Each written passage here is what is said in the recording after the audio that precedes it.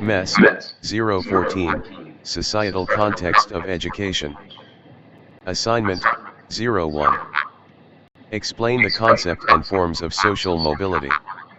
Discuss the factors affecting social mobility with suitable examples. A social mobility, concept, forms, and factors affecting it.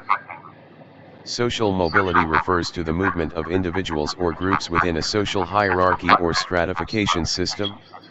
It involves changes in an individual's or family's socioeconomic status, usually measured by factors such as income, education, occupation, and wealth.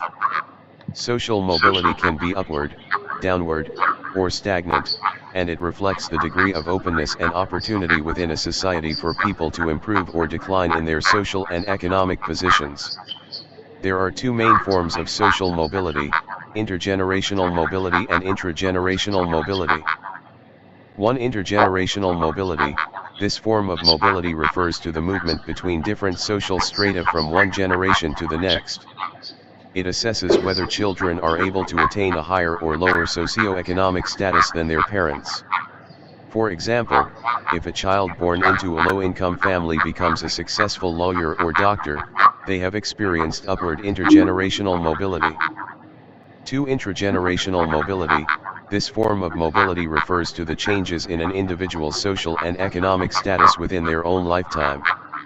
It examines whether an individual can move up or down the social ladder during their adult life.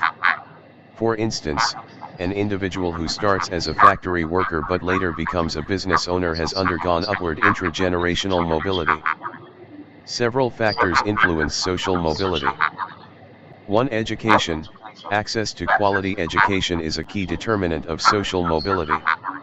A well-educated individual is more likely to secure higher-paying jobs and move up the social hierarchy. For example, a person from a low-income background who obtains a college degree can access better job opportunities and increase their social standing. 2. Economic opportunities. The availability of jobs, especially those that offer fair wages and benefits, significantly impacts social mobility. A thriving economy with diverse employment options increases the chances for upward mobility.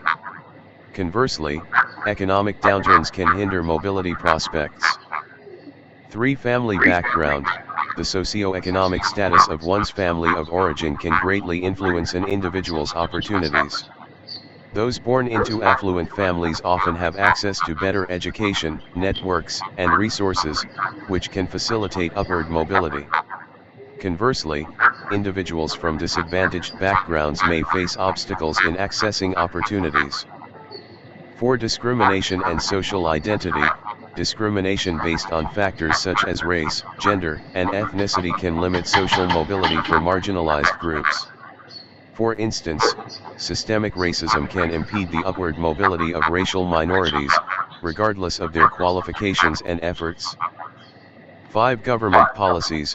Social welfare policies, progressive taxation, and equal opportunity initiatives can either enhance or hinder social mobility.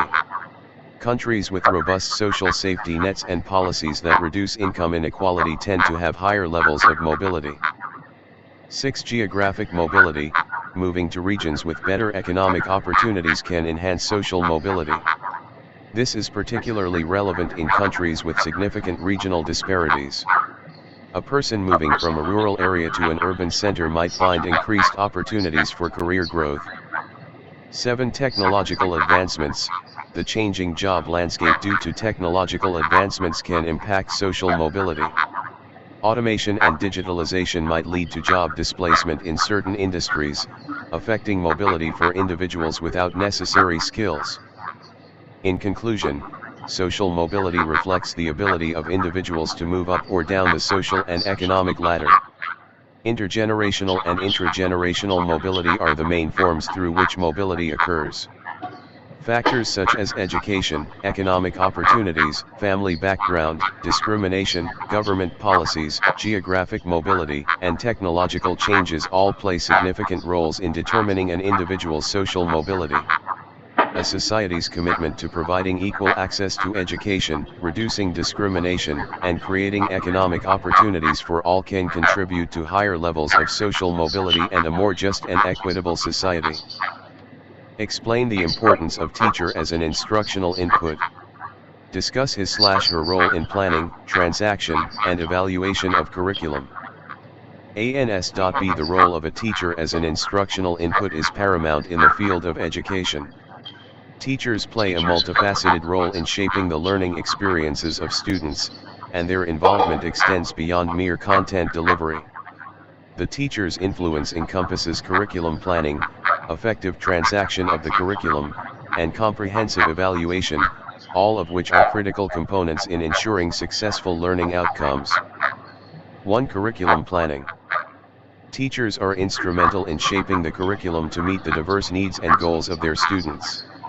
Curriculum planning involves determining the content, objectives, and methods that will guide the teaching and learning process. A teacher's deep understanding of the subject matter, pedagogical techniques, and students' abilities informs the development of a curriculum that is engaging, relevant, and aligned with educational standards. Teachers must adapt the curriculum to accommodate different learning styles, abilities, and interests within the classroom. They make decisions about what topics to emphasize, how to sequence them, and which teaching resources to use. By doing so, teachers create a structured framework that provides a clear pathway for students to achieve learning objectives. 2. Transaction of curriculum. The teacher's role in curriculum transaction involves translating the curriculum plan into effective classroom instruction. This phase requires strong pedagogical skills, communication abilities, and classroom management techniques. Teachers need to engage students in ways that stimulate their interest and promote active participation in the learning process. An effective teacher employs various teaching strategies such as lectures, discussions, group activities, multimedia presentations, and hands-on experiences to cater to diverse learning preferences. They foster a conducive learning environment where students feel comfortable asking questions, expressing opinions, and collaborating with peers. The teacher acts as a facilitator, guiding students through the learning journey, promoting critical thinking, and encouraging independent exploration. 3. Evaluation of curriculum. The evaluation of curriculum is a continuous process that assesses the effectiveness of the instructional plan and helps teachers make informed adjustments. Teachers design assessment methods, such as tests, projects, presentations, and assignments, to gauge students' understanding and skills. Through assessments, teachers gather data about individual and collective progress, enabling them to identify areas of strength and weakness.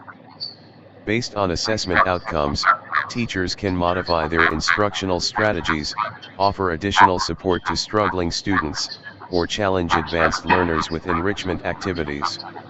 The teacher's role in evaluation is crucial for maintaining the curriculum's relevance and effectiveness, ensuring that learning goals are being met, and adapting to the evolving needs of the students and the educational landscape. In conclusion, the teacher's role as an instructional input is pivotal in curriculum planning, transaction, and evaluation. They act as architects of the learning experience, designing curriculum plans that cater to diverse learners. Through effective instruction, teachers bring the curriculum to life, fostering a dynamic classroom environment that encourages exploration and understanding. Finally, the teacher's continuous assessment and adaptation ensure that the curriculum remains aligned with educational objectives and responsive to the ever-changing needs of students and society.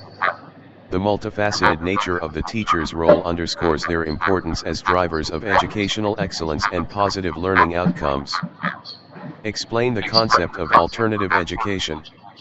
Critically analyze the philosophical and sociological perspectives of practices of alternative education. Alternative education refers to an educational approach that deviates from traditional mainstream methods, aiming to provide diverse and often innovative learning experiences for students. It is rooted in the belief that traditional schooling might not cater to the unique needs, interests, and learning styles of every individual.